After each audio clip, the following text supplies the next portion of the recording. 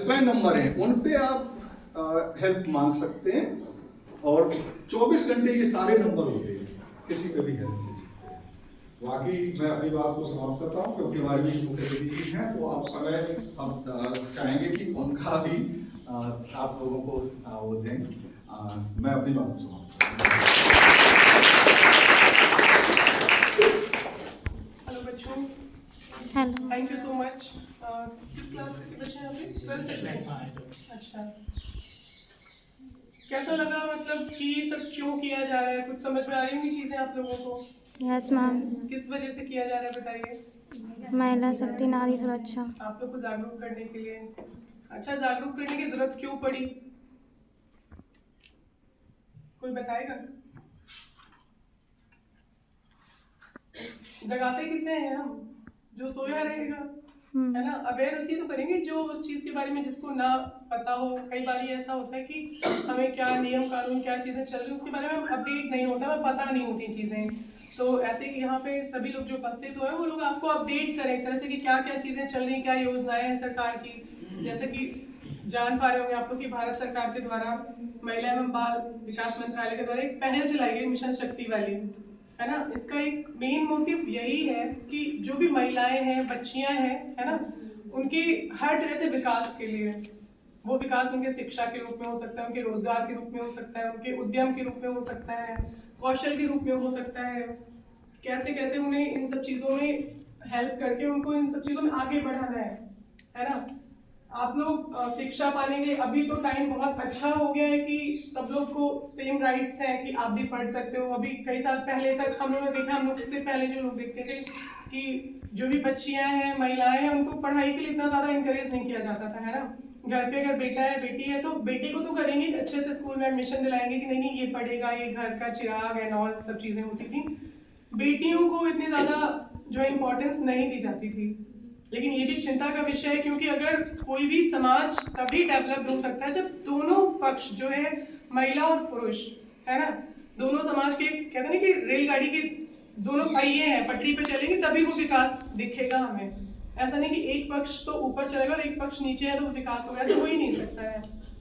उन्हें पैरेलल लाने के लिए, उन्हें बराबर लेके आने के लिए इन सब चीजों की जरूरत पड़ी। तो पढ़ाई करके कैसा लगता है? पढ़ने का मन होता है? हाँ। ये सब चीजें बहुत मुश्किल से मिली हैं। इन सब चीजों के लिए हमसे पहले जो लोग थे, बहुत कुछ उन्होंने कितना संघर्ष किया होगा, तब जाके ये अधिकार मिला। बाबा साहेब तो सब लोग जानते होंगे, यस है ना, मैम। कि महिलाओं को अधिकार दिलाने के लिए, उनको शिक्षा देने के लिए कि सभी शिक्षित हो सकें। शिक्षा एक ऐसा हथियार है जिसके आधार पे आप कुछ भी कर सकते हैं, कुछ भी पा सकते हैं। यहाँ पे जितने भी लोग बैठे हैं तो वो आपके सामने इसीलिए बैठे हैं, आपसे इसीलिए बात कर पा रहे हैं। कुछ भी बन के हैं वो, जिस भी डिपार्टमेंट से हो सकते हैं, क्योंकि उन्होंने क्या किया है, अच्छे से शिक्षा ली, उसमें अच्छा काम किया है। शिक्षित होकर ही आप अपनी हर चीज के बारे में जानकारी कर सकते हो कि क्या सही है क्या गलत है। अगर कोई हमारे साथ कुछ भी गलत करता है तो हमें पता रहेगा ना कि नहीं ये गलत कर रहा है, ये एक्ट है, ऐसा है, तो हम इसके अगेंस्ट इसकी कंप्लेन कर सकते हैं, चीजें पता रहेंगी। मैं तो यही मानती हूँ कि सबसे पहला एम बस ये होना चाहिए कि हमें अच्छे से अपनी शिक्षा प्राप्त करनी है ना। उसका एक ये होना चाहिए कि कोई अलग अलग फील्ड में जा सकते, किसी का स्पोर्ट से प्यार है, एक स्पेसिफिक चीज रहती है ना कि मेरे को स्पोर्ट पर्सन बनना है, कोई सोचेगा मेरे को सिविल का निकालना है, आईएएस या पीसीएस बनना है, कोई डॉक्टर बनना चाहता है, कोई इंजीनियर बनना चाहता है। तो इन सब चीजों के लिए एक ही जो है मूल मंत्र क्या, पढ़ाई अच्छे से करिए, जानकारी रखिए। और जैसा कि अभी भाई साहब ने बताया कि जैसे कम उम्र में महिलाओं की शादी कर दी जाती है, तो ये भी तो गलत ही है ना। आप लोग को अगर ऐसा कुछ पता चलता है तो उसके खिलाफ आवाज उठाइए कि ये सब चीजें ना हो। दूसरा, सरकार की तरफ से ये भी है कि पुलिस हमेशा आपके सहयोग में। कई बार ऐसा होता है कि बच्चे हैं, आप लोग जैसे अडल्ट हो रहे होते हो तो कुछ है अराजक तत्व जो आपको परेशान कर सकते हैं, है ना। तो उस चीज के बारे में भी संकोच नहीं करना, ये नहीं सोचना है कि नहीं अगर हम बोलेंगे तो इससे फिर तो और चीजें खराब होंगी या मेरे बारे में नाम खराब होगा फैमिली का। नहीं, खुल के उस चीज के बारे में बोलना है, बात करनी है। सब आपके साथ है, पुलिस प्रशासन सरकार सभी आपके साथ है ना। आप आगे निरंतर अपना विकास करते चलो, नई ऊंचाइयों को छूना है आप लोगों को, है ना। बताइए यहाँ पे जो लोग बैठे हैं कि क्या क्या बनना चाहते हो? आप किस क्लास में हो? फर्स्ट 11th में हो, बैठे। क्या सोचा आगे, मतलब क्या अचीव करना है आपको? मैम तैयारी यूपीएससी की तैयारी करनी है। यूपीएससी की तैयारी करनी है, बढ़िया। और भी लोगों के सबके अलग अलग गोल रहते हैं ना, तो बढ़िया से पढ़ाई करो। किसी चीज में कोई प्रॉब्लम आती है, आपके टीचर्स हमेशा आपके लिए हेल्प में रहते हैं। हम लोग के कॉलेज या स्कूल टाइम पे भी जब कोई आता था तो बहुत इंकरेज हो जाते थे हम लोग, है ना। ये सब इस तरह से मोटिवेशनल स्पीच लगाने का मतलब यही होता है कि आप इंकरेज हो सको कि अगर हाँ इन लोगों जैसे बनना है, मुझे भी सीट पे ऐसे बैठ के बात करनी है, तो उसके लिए कुछ तो करना पड़ेगा, थोड़ा सा मेहनत तो करनी पड़ेगी।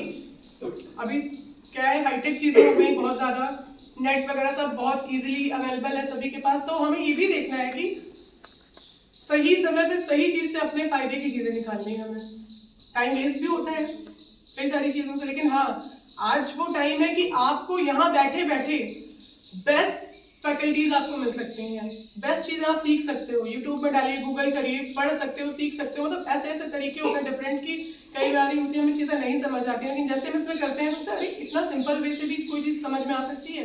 तो उस चीज को, जो भी इनोवेशन है उसको अपने लाभ के लिए प्रयोग करें आप लोग, है ना।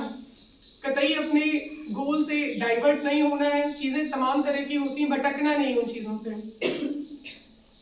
यही कहूंगी अंत में, दो लाइनें यही कहूंगी कि अगर जीवन में कुछ करना है तो मन को मार के मत बैठो, आगे आगे बढ़ना है तो हिम्मत हार के मत बैठो।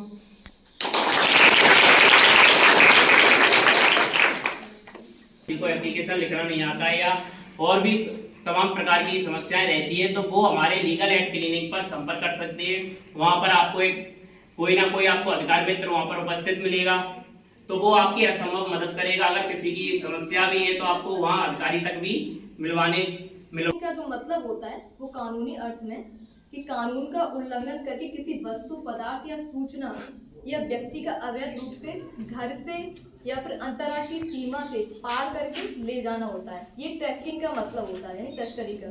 अब तस्करी कितने प्रकार की होती है? तस्करी भी कई प्रकार की हो सकती है। एक मानव तस्करी होती है, या मानव की तस्करी, या फिर किसी भी वस्तु की तस्करी।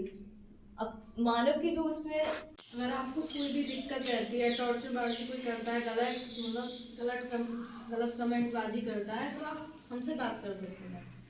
और एक महिलाओं के लिए एक नंबर बनाया है 1090। अगर हमसे भी थोड़ा बहुत वो लग रहा है तो आप उस पर कंप्लेन कर सकते हैं। उसमें महिला ही आपसे बात करेगी और आपकी बात बिल्कुल गोपनीय रखी जाएगी।